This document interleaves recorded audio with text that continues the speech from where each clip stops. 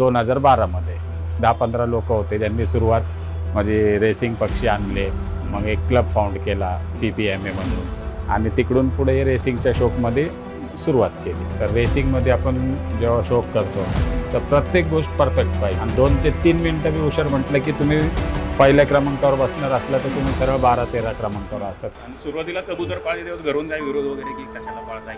नाही, विरोध नाही. सगळं करून आता आमचं एज्युकेशन इंग्लिश मिडियममधून झालं. बरं, दोघं. ग्रॅज्युएशन तो सुद्धा आहे, ग्रॅज्युएशन मी आहे. बरं. सगळं करून हा शौक करून आम्ही स्टडीजकडे पण लक्ष देत होतो. नाही, घरी चांगले सांभाळले ना ते पण कबूतर येतात. तर असं आवश्यक नाही की तुमच्याकडे नसले तर कुठून कर्ज करून आणा, तुम्ही त्यांना द्याच ते, तर ते येणारे कबूतर येतात.